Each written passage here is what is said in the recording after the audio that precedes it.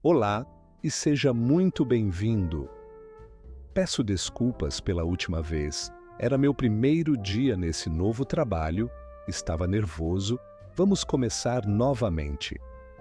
Muito bem-vindo à Insônia, nosso pequeno bar onde sua comida e seu drink vêm acompanhado de uma história que vai te deixar sem dormir. Sente-se, relaxe e, enquanto espera seu pedido, deixe-me começar a contar a história que escolhi especialmente para você hoje.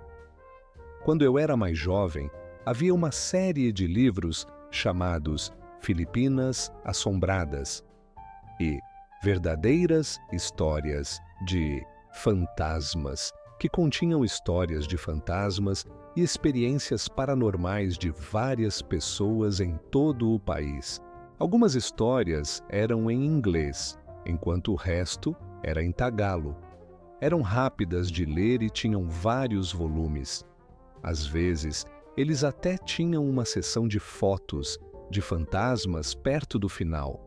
Você sabe do tipo, paisagem despretensiosa ou fotos de família com uma figura borrada em um círculo vermelho. Algumas delas realmente pareciam convincentes e assustadoras. Eu adorava essa série, embora eu devesse ter aproveitado enquanto durou. Desde o ano passado, eles parecem ter sido descontinuados e são difíceis de encontrar em livrarias agora. Para mim, esses livros eram apenas uma boa diversão. Crescer nas Filipinas não tinha falta de histórias de fantasmas e lendas míticas. Parecia que todos tinham uma história para contar ou conheciam alguém que tinha uma. Tive um punhado de parentes na minha família que afirmaram ter tido encontros com um fantasma, ou multo, como os chamávamos em nossa língua nativa. Nunca pensei que teria minhas próprias histórias para compartilhar, mas isso mudou rapidamente muito recentemente. Minha família e eu fizemos uma viagem de volta às Filipinas. Estava muito atrasado, já que não via meus parentes.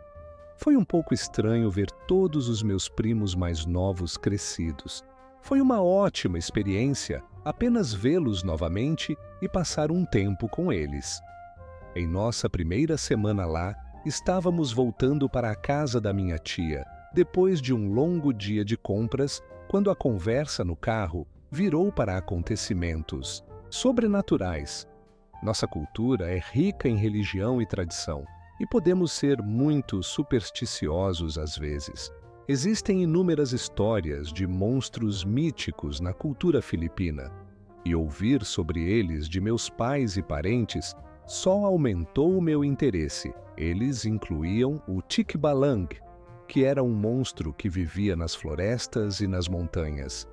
É descrito como uma grande criatura humanoide com a cabeça e os membros de um cavalo. Sim, como o Bojack. Capré era mais uma história para crianças.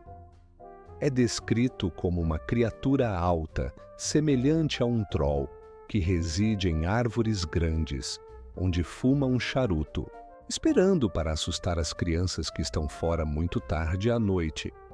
Ele geralmente é considerado não violento, no entanto. Outro é um Tianak, e eles são o material dos pesadelos. Em áreas remotas, perto de florestas, você ouviria o choro fraco de um bebê. Se você seguisse esses sons para o fundo da floresta, isso poderia levar você a se perder para sempre. Ou se você fosse realmente azarado, encontraria a fonte. Você se depararia com o que parece ser um bebê no chão, mas na verdade é uma pequena criatura horrível que se transformará e o comerá se você chegar muito perto.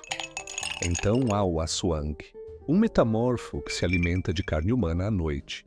Uma espécie específica deles, chamada Mananagal, que se traduz literalmente como removedor, é particularmente aterrorizante. Durante o dia, eles estão na forma de uma mulher normal, mas à noite, eles se alimentam. Eles enraizam suas pernas no chão enquanto sua parte superior se destaca, desenvolve asas de morcego e voa. Eles visam principalmente mulheres grávidas e têm línguas longas e semelhantes a cipós que deslizam para baixo e comem o feto enquanto pairam bem do lado de fora da janela. Eu sei, coisas bem loucas, certo? Sempre considerei essas histórias com uma boa dose de sal e uma dose completa de medo. Eles eram legais e únicos, mas eu poderia viver feliz o resto da minha vida sem encontrar nenhum deles se eles fossem realmente reais. Mesmo quando me mudei para a América, ainda tinha medo dessas criaturas regionais. De qualquer forma, durante a viagem de carro, meus primos falaram de avistamentos e experiências estranhas que tiveram, todos com graus variados de credibilidade e tolice. Meu pai contou algumas histórias de seus anos mais jovens sobre como seu grupo de amigos encontraria isso e aquilo. Ele sempre foi tão dramático com suas histórias. Tudo era em boa fé, mas durante toda a conversa, minha mãe permaneceu quieta. Ela era do tipo cética e sempre dispensava essas histórias como folclore bobo. No entanto, naquele momento, parecia que ela tinha algo a dizer. Minha curiosidade tomou conta de mim, e finalmente perguntei a ela se ela tinha algum encontro com fantasmas. Ela olhou para mim e acenou com a cabeça. Durante seus anos de faculdade, quando ela estava estudando para ser enfermeira, ela morava no campus de uma escola muito antiga, não muito longe da cidade onde nasci. As condições de vida eram bastante difíceis e 4 delas tinham que dividir um quarto metade do tamanho de um dormitório universitário americano normal. Além disso, o campus costumava ser uma enfermaria durante a Segunda Guerra Mundial. Centenas de soldados de ambos os lados passaram e morreram dentro das paredes daquele hospital. Os moradores dos dormitórios falavam de ruídos estranhos à noite. Passos, ecos fracos e batidas eram ouvidos em certas partes do prédio. Havia rumores de que o local também era um orfanato temporário em algum momento e que algumas crianças haviam morrido lá. Eles disseram que você podia ouvir o riso das crianças nas paredes se você ouvisse atentamente. Em mais de uma ocasião, minha mãe e suas colegas de quarto acordavam com ruídos de arrastar fracos no quarto, como se alguém pequeno estivesse se movendo. Quando olhavam ao redor, não viam ninguém, então ignoravam e voltavam a dormir. Não seria até a manhã seguinte que eles veriam o que parecia ser pegadas nas paredes e no teto. Eles eram do tamanho de uma criança. Uma de suas colegas de quarto se mudou depois disso. Uma noite, uma amiga próxima da minha mãe estava voltando para seu quarto depois de uma sessão de estudos tardia. Ela tinha medo do sobrenatural, então manteve a cabeça baixa e caminhou rapidamente pelos corredores. Ao passar por um dos quartos vazios, algo chamou sua atenção. Aquele grande quarto costumava ser uma área de triagem quando o local ainda era um hospital. As antigas camas enferrujadas foram deixadas lá abandonadas, e o quarto era usado para armazenamento. Ela disse que viu meia dúzia de homens deitados nas camas. Eles pareciam feridos e enfaixados, e usavam o que parecia ser o uniforme de um soldado americano da Segunda Guerra Mundial. Ela ficou parada no lugar, sentindo o frio mais intenso que já sentiu em sua vida. Então um dos soldados se sentou e se virou lentamente para ela. Isso foi o suficiente para fazê-la voltar aos seus sentidos e sair correndo em direção ao seu quarto. Quando chegou ao seu dormitório e contou às suas amigas o que viu, as mais corajosas do grupo foram até o quarto para investigar. Quando chegaram lá, as camas estavam vazias. Sempre cética, minha mãe não deu muita importância a essas histórias. Isso é até que uma manhã cedo, quando ela experimentou algo que desafiou sua postura e a incomoda até hoje. Nas manhãs antes das aulas, minha mãe acordava muito cedo para poder ter as primeiras vagas nos chuveiros dos banheiros comunitários. Não era muito difícil, já que muitos dos moradores se convenceram de que o lugar realmente era assombrado e não estavam dispostos a se aventurar sozinhos tão cedo. Minha mãe geralmente ignorava essas histórias e sempre chegava cedo à aula. Naquela manhã, ela fez sua rotina usual e tudo correu bem. Enquanto voltava para seu quarto, ela ouviu. Ela disse que parecia sussurros. Ela parou e se virou. No final do corredor, uma figura estava parada na beira da escuridão. As luzes não estavam em boas condições naquele anexo, então estava escuro. Ainda assim, minha mãe podia perceber que a figura estava vestida como uma freira. Isso não fazia sentido, já que não havia freiras no campus e a igreja mais próxima ficava a vários quilômetros de distância. Mantendo-se completamente calma, minha mãe se virou e saiu. Ela acelerou o passo e seus próprios passos ecoaram no corredor vazio. Ela se esforçou para ouvir outros ruídos, mas não ouviu nenhum. Quando virou à direita para outro corredor, viu a freira pelo canto do olho. Estava mais perto e definitivamente a seguindo. Ao se aproximar de seu dormitório, ela se virou mais uma vez. A freira estava no final do corredor, tão longe dela quanto quando a viu pela primeira vez. A freira ficou parada, como se estivesse parada ali o tempo todo. Minha mãe rapidamente alcançou sua porta e lutou para abri-la. Arriscando mais um olhar, ela se virou para a esquerda, mas a freira havia sumido. Aliviada, ela girou a fechadura. Ao fazer isso, ela se moveu para pegar suas coisas e sentiu um frio anormal. Ela olhou lentamente para a direita e estava lá. A freira, na outra ponta do corredor. Exceto que agora ela estava muito mais perto e totalmente na luz. Por instinto, minha mãe girou a maçaneta e abriu a porta. E foi quando a criança saiu correndo. Uma criança pequena, de idade pré-escolar, saiu correndo de seu quarto, passou por sua perna e correu em direção à freira. A criança estava rindo inocentemente, como se estivesse brincando de pega-pega. Minha mãe observou a criança passar pela freira e desaparecer em outro quarto.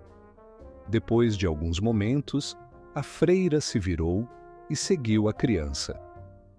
Minha mãe perguntou por aí depois dessa experiência e descobriu que a última vez que houve crianças ou freiras no campus foi quando era um orfanato temporário há vários anos. Eles fecharam depois de um incêndio trágico que tirou a vida de uma dúzia de crianças e algumas freiras que cuidavam delas. Ela nunca mais experimentou nada de estranho depois disso. Depois que ela contou essa história, todos nós ficamos atônitos em nossos assentos. Mamãe tinha me enganado. Eu estava emocionada, mas também aterrorizada com o que acabei de ouvir. Veja, na época, eu tinha um interesse passivo no paranormal. Não era nada sério e nem perto de níveis de obsessão. Eu não estava procurando provar que a vida após a morte existia, nem estava determinada a descobrir se fantasmas e espíritos eram reais para encontrar algum tipo de significado neste mundo caótico. Eu acreditava no sobrenatural? Não, mas estaria aberta à possibilidade. Meu interesse no assunto era puramente recreativo, como alguém que gosta de filmes de terror ou de tricotar suéteres. Na verdade, embora eu goste de ler sobre lendas urbanas e de ouvir histórias de fantasmas, também sou aterrorizada por elas. Minha imaginação, alimentada por coisas que li e filmes de terror que assisti, sempre me dominava quando estava sozinha no escuro. Era uma espécie de paradoxo interessante. Tipo como, em um momento da minha infância, eu era fascinada por cobras como animais, mas tinha medo de morte, de encontrar uma na natureza. Para ser honesta, ainda estava um pouco com inveja da minha mãe por ter uma história tão legal para contar. Eu desejei naquele momento que tivesse minha própria história. Bem, você sabe o que dizem sobre ter cuidado com o que você deseja? Sim, mais tarde na viagem, visitamos meu tio que morava em algumas cidades. Lá, ele morava com sua família, onde administrava um negócio de agricultura muito lucrativo. No caminho para lá, passamos por uma ponte longa que cruzava um desfiladeiro íngreme com um rio abaixo. Enquanto nosso carro seguia pela ponte, não pude deixar de sentir um senso de déjà-vu.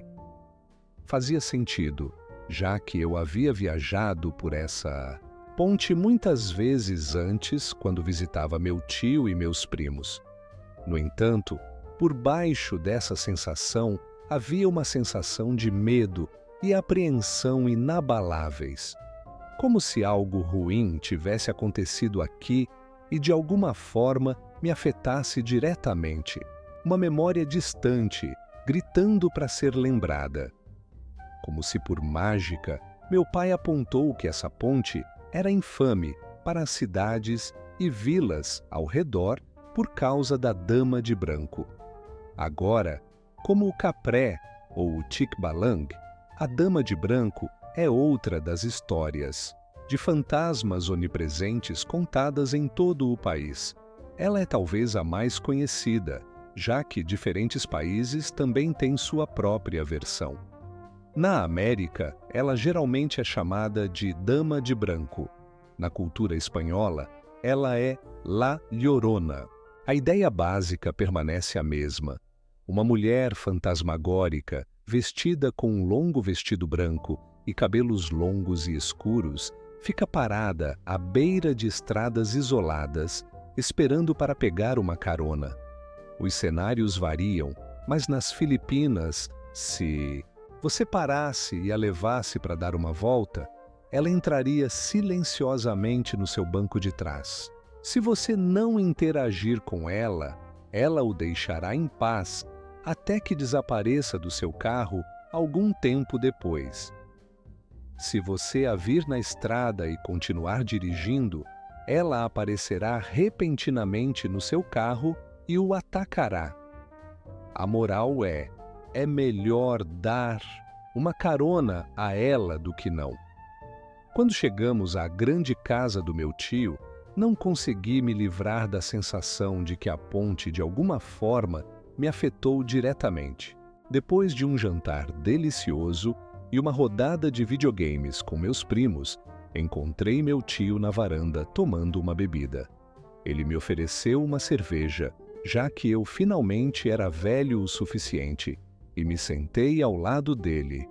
Ei, Tito, você se lembra de alguma coisa sobre aquela ponte logo fora da cidade? Ele colocou sua bebida e me olhou por alguns momentos. Ele foi direto ao ponto. Você era muito jovem quando aconteceu. Imagino que você não se lembrava muito. Agora eu estava totalmente intrigado. Eu tinha que saber. O que exatamente aconteceu? Seu sorriso caloroso desapareceu e ele contou sua história. Conforme a história prosseguia, as memórias começaram a inundar minha mente. Memórias que eu havia reprimido há muito tempo, como um mecanismo de defesa. Todos os detalhes vieram a mim com clareza excruciante, como se tivesse acontecido ontem. Quando ele terminou a história, não havia como negar. Eu havia encontrado um fantasma há tantos anos, era meados dos anos 90, e eu ainda morava nas Filipinas. Eu era uma criança de 6 anos, corajosa, que adorava a aventura e explorar. 1 ou 2 vezes por semana, eu passava a noite na fazenda do Tu, meu tio, na época, um pequeno negócio em desenvolvimento. A cidade onde ficava era menor na época e bastante remota. Eu adorava aquele lugar porque havia tantas áreas para explorar, mas apenas durante o dia. Uma noite em particular, eu estava na casa dele, apenas assistindo TV. Meu tio recebeu uma ligação de uma nova entrega de ração para frangos que precisava ser retirada na cidade vizinha. Na época, ele só tinha alguns trabalhadores da fazenda e todos estavam de folga. Normalmente, ele não faria uma corrida de suprimentos tão tarde da noite, mas ele estava atrasado e precisava pegar os suprimentos ou correr o risco de perder lucro. Enquanto ele saía, ele me perguntou se eu queria ir junto. Sempre a criança inquieta, eu imediatamente concordei. Meu tio tinha um velho SUV Toyota que ele usava para todas as suas coletas de entrega. Eu sentei na segunda fileira, meu lugar usual, enquanto meu tio deslizou para o banco do motorista. Maior parte da viagem foi tranquila.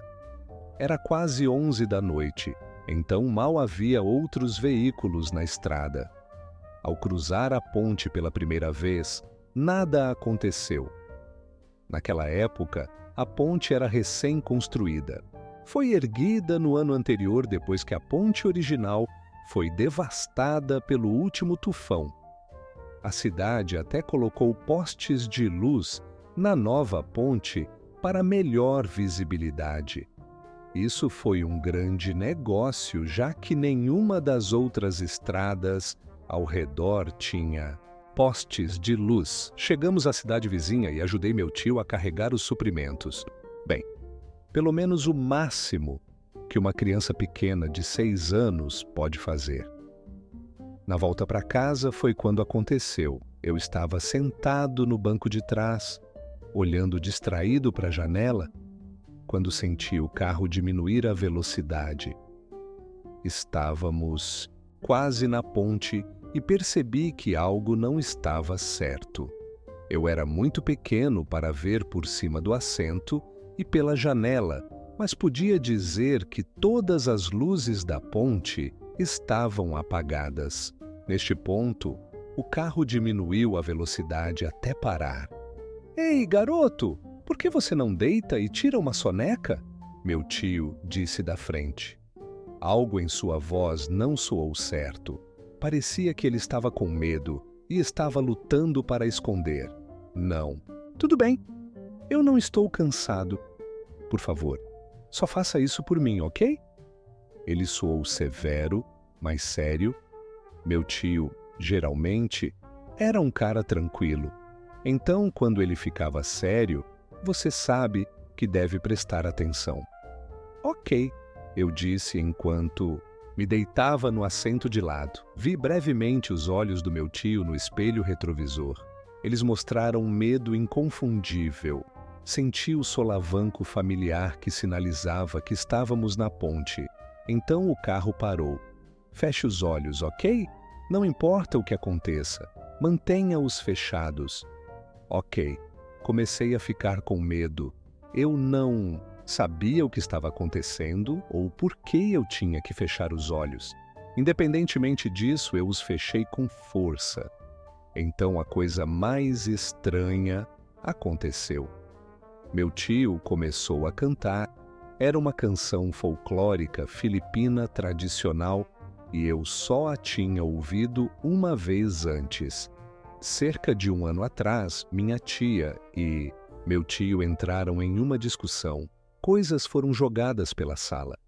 Eu estava na casa deles na época e meus primos e eu ficamos no quarto deles, encolhidos e esperando a tempestade passar.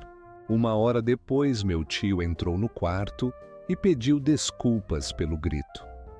Ele então começou a cantar aquela música para nos acalmar para dormir. A melodia era linda e eu nunca tinha sabido que meu tio podia cantar tão bem. Ele nunca mais fez isso. Pelo menos não até aquele momento, quando estávamos naquela ponte escura. A música soou tão linda, mas eu podia dizer que sua voz estava tremendo. Seu carro não era tão grande, mas eu era uma criança pequena e havia muito espaço na segunda fileira. Eu estava deitado no assento perpendicular às janelas, tentando e esperando que o sono viesse. Em vez disso, algo mais chegou. Clique, clique. Ouvi o mecanismo familiar dos faróis piscando. De repente, senti que não estava mais sozinho naquela segunda fileira. Minha consciência espacial do carro me disse que havia alguém ou algo mais sentado ao meu lado. Ganhamos outro passageiro. Eu fechei meus olhos ainda mais forte enquanto meu tio começou a dirigir. A temperatura dentro do carro ficou fria. Eu me enrolei em uma bola, buscando refúgio de qualquer que fosse a coisa que agora estava ao meu lado. Eu não sabia muito sobre fantasmas e criaturas sobrenaturais naquela idade, e embora não pudesse vê-la, algo me disse que eu estava na presença de algo que não era deste mundo. Meu tio terminou a música e começou de novo. Eu estava impressionado que ele conseguia manter a compostura.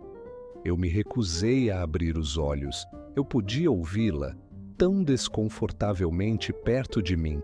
No início, ouvi o que parecia ser cliques. Conforme aumentava de volume, parecia talos de aipo sendo torcidos e quebrados. Crack, crack. Era perturbador. Esses sons não eram normais. Eles estavam ao meu redor. Finalmente, cruzamos a ponte, mas ela ainda estava lá. Eu estava tão assustado que mal conseguia me mover. O carro bateu em um solavanco que me fez deslizar para o lado, mais perto dela. Senti um pano úmido contra minha perna. Minhas respirações ficaram superficiais e eu comecei a chorar. Não sei o que me fez fazer isso, mas abri os olhos por um segundo. Naquele segundo, eu a vi. Um breve flash de branco, com cabelos úmidos e finos na cabeça, mais negros que a noite. Ela estava de costas para mim. Eu pisquei as lágrimas dos meus olhos. Quando abri novamente, a massa de cabelo preto estava agora bem na frente do meu rosto. Eu fechei meus olhos com força novamente. Depois do que pareceu uma eternidade, o carro atingiu uma curva familiar na estrada que sinalizava a entrada em nossa cidade. Senti aquela entidade se aproximar ainda mais de mim. A essa altura, meu tio estava em silêncio, sem mais músicas. O ar ficou ainda mais frio bem perto do meu rosto e eu tremi, não do frio, mas do terror. Então ela falou. Era um sussurro silencioso, mais baixo do que qualquer sussurro que eu já ouvi. Eu não conseguia entender o que ela disse. Não soou ameaçador ou zangado. Parecia triste. E então ela se foi. Eu imediatamente senti a diferença. Eu não conseguia mais sentir outra presença no carro e o ar passou de frio para úmido tropical novamente. Ouvi meu tio suspirar de alívio. Eu não abri os olhos até que chegamos à segurança da fazenda. Meu tio teve que me carregar de volta para dentro e direto para minha cama, e só então eu abri os olhos. Do que me lembro, nunca mais falamos daquela noite com ninguém, nem mesmo um com o outro.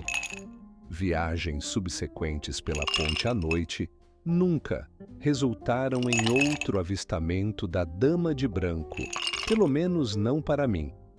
Eu descobriria mais tarde que no início dos anos 80, uma mulher foi encontrada sem vida no fundo daquela ponte. As pessoas disseram que ela estava viajando para a cidade vizinha e esperava pegar uma carona com qualquer veículo que passasse. Era tarde da noite e ela não tinha família por perto que pudesse levá-la. Ninguém sabe o que realmente aconteceu, mas muitos suspeitaram que foi assassinato. Depois da minha viagem de volta às Filipinas, não consegui parar de pensar naquela noite na ponte. Como eu poderia esquecer uma experiência tão incrível e aterrorizante? Acho que não importa, já que me lembro agora, mas havia algo mais que percebi naquela noite, algo que eu não tinha lembrado antes. Quando ouvi ela sussurrar, pensei que só ouvi um borrão ininteligível. Mas isso não é verdade. Ela disse, Maraming Salamat. Traduzido para o português, isso significa muito obrigado.